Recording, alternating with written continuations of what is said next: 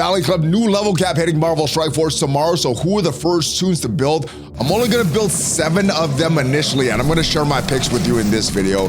And now that the new level caps will become available, when should we expect a new gear tier to arrive? And is Marvel Strike Force just a game on autopilot at this point? We're gonna discuss all of these topics and the rest of your mailbag questions because it is Mailbag Monday. And if you're ready for all of that stuff and more, then Valley Club, you know what to do. Find that like button and let's go smash it. And welcome back to the ValleyFlyin channel. I am ValleyFlyin. Hope you're having a great day and I hope you had a great weekend. And I hope you're all ready for level cap 105 that is arriving tomorrow and the next gear tier that's arriving sometime after that. We're discussing both of these things in this video and answering your mailbag questions. And if you get some value from this video, hit that like button, hit that subscribe button, and ring that notification bell for even more Marvel Strike Force content. At least 5 Marvel Strike Force videos every single week on this channel. But let's jump into the game and talk about level cap 105, which is arriving tomorrow. Let me know what you're doing to prepare for it. I've been saving my campaign energy, not this whole weekend, but most of the weekend. I've been spending my ISO 8 energy because the event that we have going on right now, Phoenix Force Fitness, is about getting that, spending the ISO 8 energy, and I'm pretty far away from this meta item, so I'm gonna try to shoot for that. Let me know if you are trying to shoot for that as well, or just saying screw it, I'm gonna save for this level cap that's coming up. But yeah, I've been saving my campaign and incursion energy, but spending my ISO 8 energy. Let me know what you are doing because it should be a little while before you get to level 101, even if you've been hoarding all of your energy. It did take about 44,000 commander experience to get from level 95 to 96 last year. If you weren't spending any power cores, it was about a little over 2 weeks to get from 95 to 96, just based on the experience you needed. Probably going to be more than 44,000 experience for each of these levels from 100 to 105. So a little over 2 weeks is what I'm expecting that, but that is with no power core spent. A little more of quicker than that if you are spending power cores, but it's going to take a little while to get to each level. So 101 should be here in about 2 weeks or so. Just the normal gameplay. If you're spending money or spending power cores, it should be a little faster. But once that arrives, there's only a few characters that I'm going to upgrade. It's going to be my arena team because right now the raids for myself are solved. No reason to take them from 101 or from 100 to 101 and then keep going after that. It's going to be mainly about arena for me initially. And this is the team that I most recently used in arena. Odin, Gore, Apocalypse, Mephisto, and Shadow King is a brand new one. I've only used them in this spot once. Normally Mephisto was in this spot and I had Gladiator where Mephisto is. Now some people prefer endgame Thanos over a Gladiator. Some people prefer Shadow King over both of those characters, but I'm gonna upgrade all of them. I'm gonna upgrade these 5 right here. Also endgame Thanos, also Gladiator. Those are the 7 characters that I'm gonna upgrade. Let me know if you're gonna upgrade anyone as soon as you reach that next level or if you're gonna wait. Like I said, I'm just gonna do my arena team, wait on the raids. I'm gonna wait on Crucible and wait on War, wait on Battle World as well because Battle World's not even in the game yet, but that's what I'm gonna upgrade initially.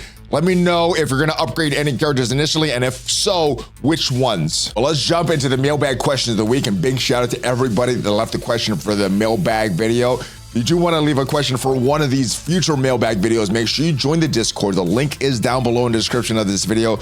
Go to the mailbag question channel, ask your question there, and the first question of the week comes from brother Iron Wolf Mac. This picture is for you, Valley. Dear Valley, the current state of the game feels like it's on autopilot. I'm wondering what your honest, positive feedback opinion is on the state of Marvel Strike Force. I'm a veteran player, 2.2 thousand days played. I'm struggling to find this game fun. Oh, you're back for your next task. You'll see who can anger the Hulk the most.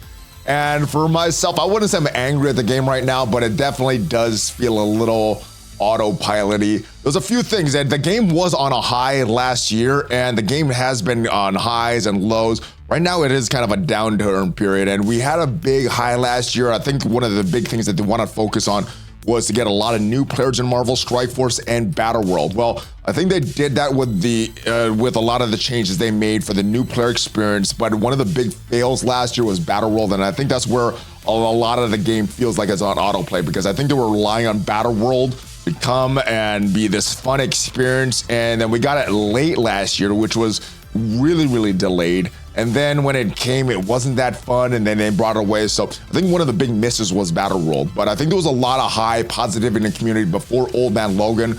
That was where the first signs of negativity started to come back again last year because of tokens.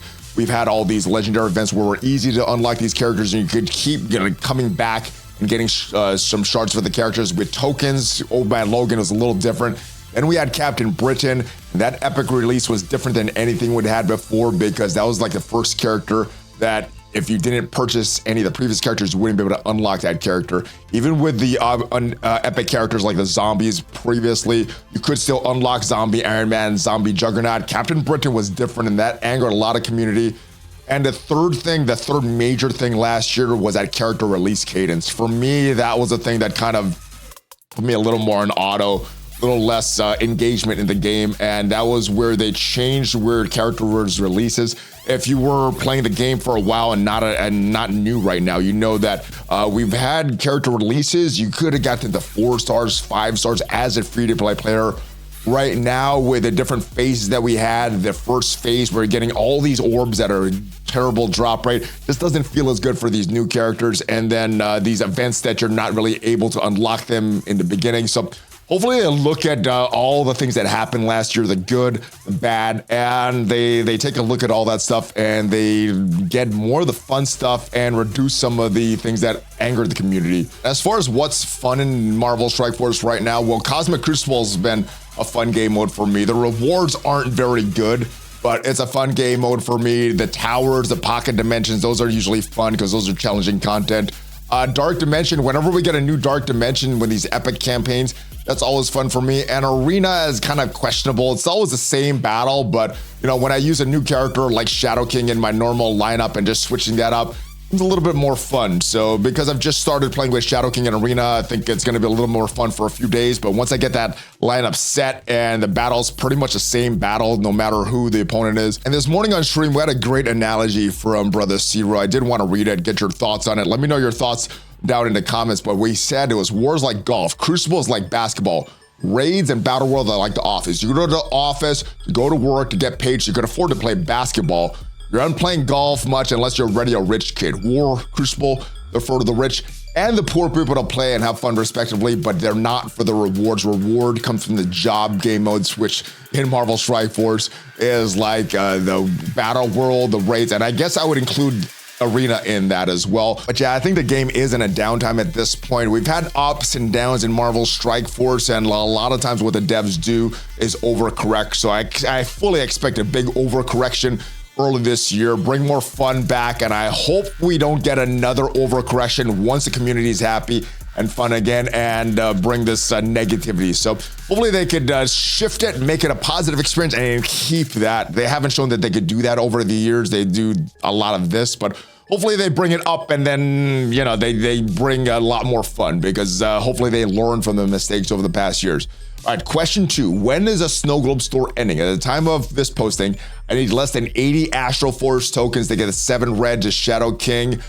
Keep smashing, bro, and your positivity online. If we go to the Snow Globe store right now, it did get extended sometime last week. Currently 8 days and 1 hour left for this Snow Globe store, which is a little less than the Shadow King milestones. If we could look at the Shadow King milestones, it's a little more than that. 10 days, 1 hour for the Shadow King milestones. So you got a little bit of time between when the store ends to claim your milestones, but yeah, that is how much time you have. So you have about 8 days. You do need to spend a bunch of gold if you want to get this Astral Force, but it is definitely possible to get more than 80 within these 8 days. And I guess the big question is, do you want to spend your gold for these Snow Globes to get this Astral Force, to get those red stars for Shadow King with the level cap so close? It's coming tomorrow as of me recording this, so you may or may not want to do this. I'm assuming that eventually, after some period of time, you're going to be available to get these red stars for some dark promo credits. And for myself, I had to make the determination. Do I want to save dark promo credits and get more red stars for Shadow King?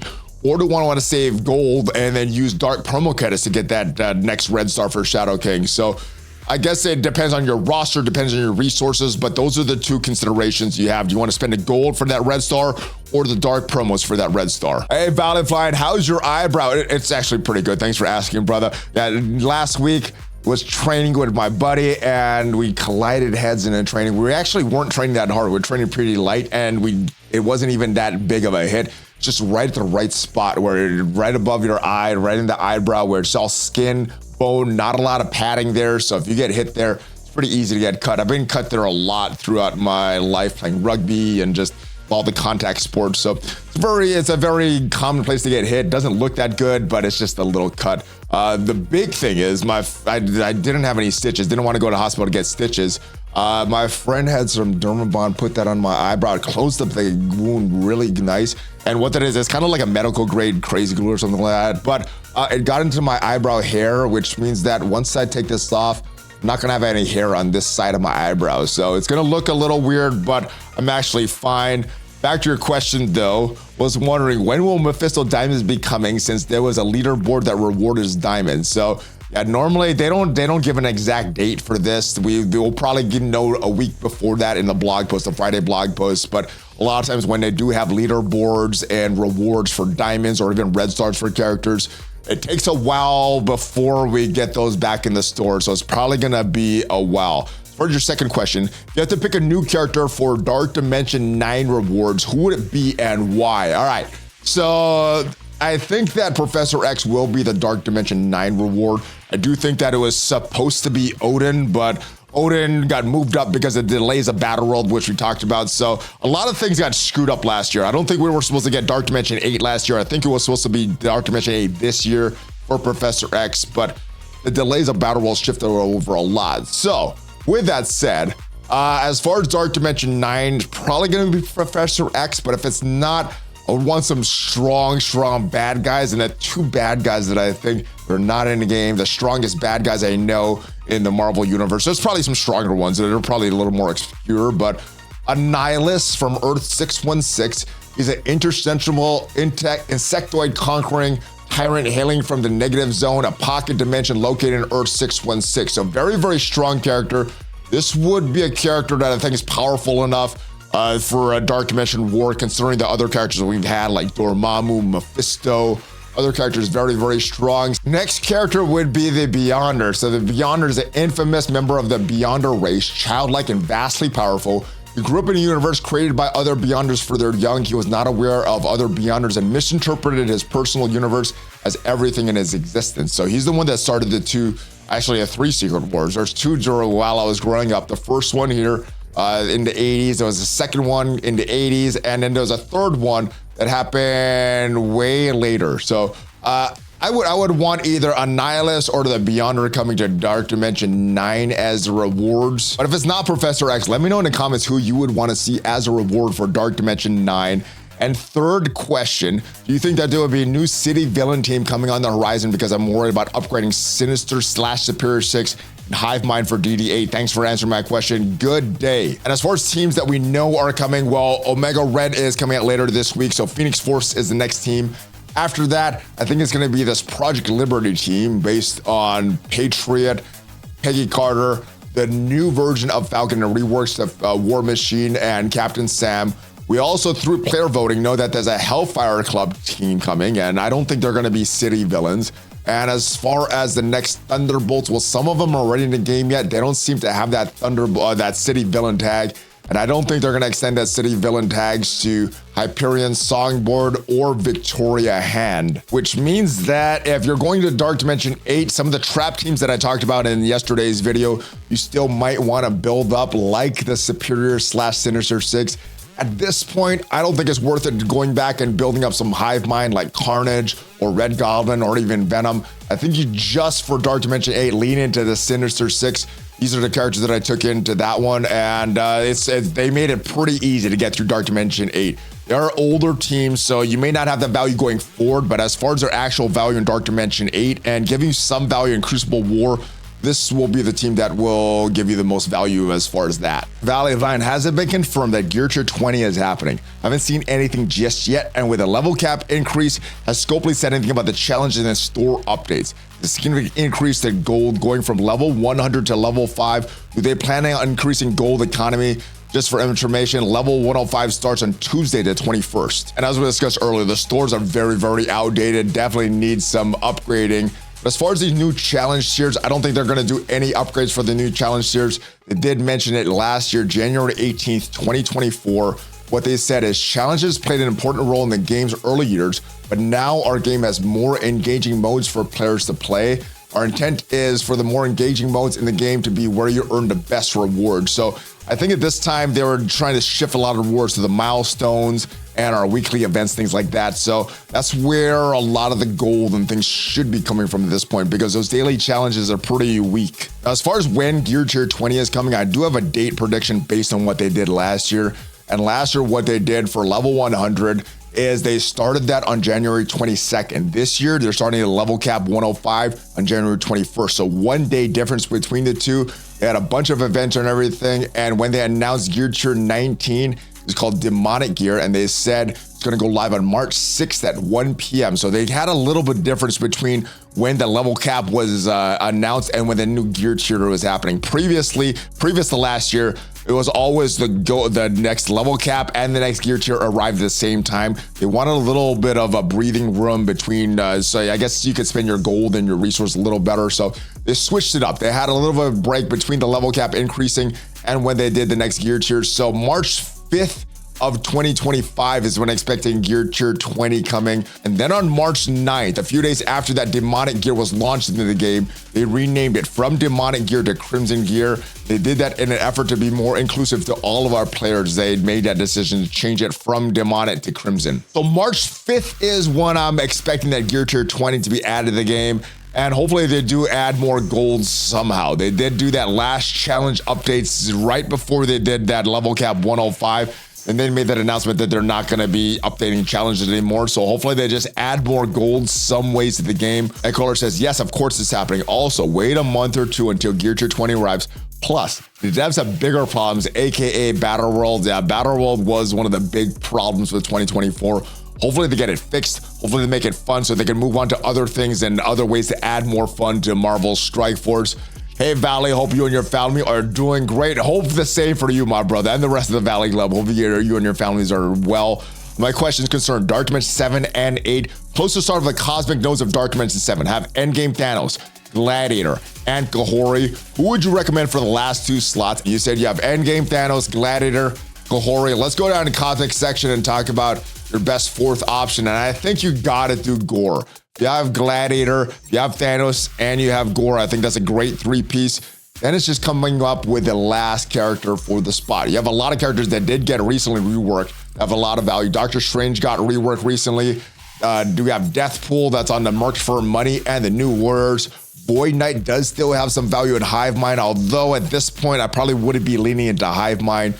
You have a character like Val that's very good in Dark Dimension, but not really used outside of Dark Dimension at this point. So if you're really looking to just dominate Dark Dimension with no concern with anything after, Val would probably be the character to go. However, all those characters that I mentioned are good choices. And then you also have these absolute A-Force characters as well in Miss Marvel Classic and Medusa. I think Miss Marvel Classic has a little better synergy with Kahori. So you might want to lean into that, especially if you're looking at these upgraded stats and you're really into war. For myself, though, I would go with Kang. I would build up Kang. I still use Kang all the time in Cosmic Crucible. Used Kang this morning in Cosmic Crucible and was a big factor in that match. So for myself, it would be Kang. But as far as your fifth, you got a lot of different options there. And for Dark Dimension 8 Hero Global, who do you recommend? Thanks for what you do to the community. Thanks for your question. But the next question is actually the same thing. So, hey, Valley, hope you and your family are doing well. I hope you guys are doing well as well. But with all the new tubes coming out, who would you recommend for the Hero Global nodes in Dark Dimension 8? So let me talk about what I did, and then I'll talk about what I recommend. First run of Dark Dimension 8, this is what I brought in. Gambit, Black Knight, Black Panther, Shuri, Hank Pym, and Nightcrawler. It worked pretty good. They did struggle a little getting through some of the characters. For my second run, I took out Black Knight, took out Black Panther, Shuri, and put in more Extreme X-Men. I put in Forge and Sunspot, and this team that leaned more into the Extreme X-Men with some healing from Hank Pym worked very, very good. But we have even newer characters now, so I would take out a lot of these characters and lean into two main teams here. So I'd leave Hank Pym in there, but I would lean into Captain Britain, I would lean into Black Panther, Shuri, and then I would go to Jean Grey and Hercules. The reason Jean Grey and Hercules, well, you need them for the next raids. They're part of the Uncanny Avengers, so very, very valuable. And for myself, I see the Extreme X-Men team as an older team, an older raid team.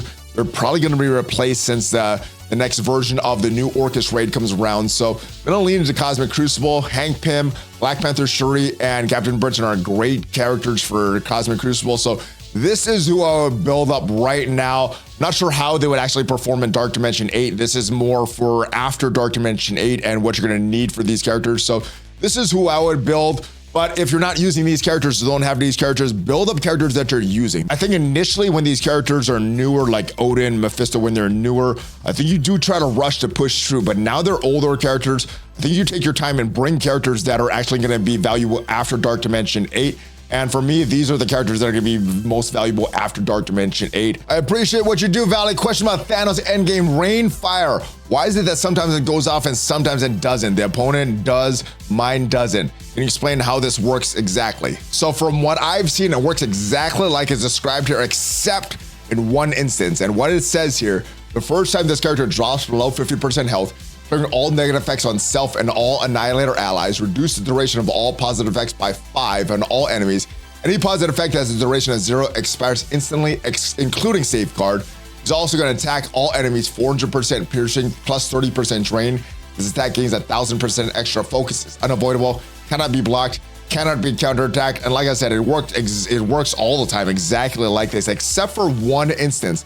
That instance is with Apocalypse. So what Apocalypse does is empowered basic. Main thing it's gonna do, attacking the primary target, 450% damage, 100% drain, 60% of the target's max health. So normally when you do this to end game Thanos, it'll drop him below that 50% health. It's not gonna trigger that passive. As long as he stays below that 50% health, the passive is never gonna go off. Now I have hit that end game Thanos with this empowered basic. He's dropped below that 50% health. He comes back up and gets into the green, but as soon as he drops below, that passive triggers. So when you hit endgame Thanos with his empowered basic from Apocalypse, as long as he stays below that 50% health, that passive doesn't trigger. I'm not sure if there's other characters that happens to, or if there's particular game modes that you're having that bug happen. But I do know that Thanos, that Apocalypse empowered basic does that to Thanos. And let me know down in the comments if there's any other instance of that Thanos passive not triggering, except when he gets hit by that empowered basic from Apocalypse. Hopefully you enjoyed this video. Hopefully you got some value from it. If you did, leave it a like. And if you want to see what are the biggest trap teams in Marvel Strike Force today, these are good teams. You need to invest into them to a certain point, but you may not want to be taking all these teams up to level 105. Check out the video up there, and I'll see you guys next time. Have a great rest of your day. Hulk Fist Bomb ValleyFlyin out.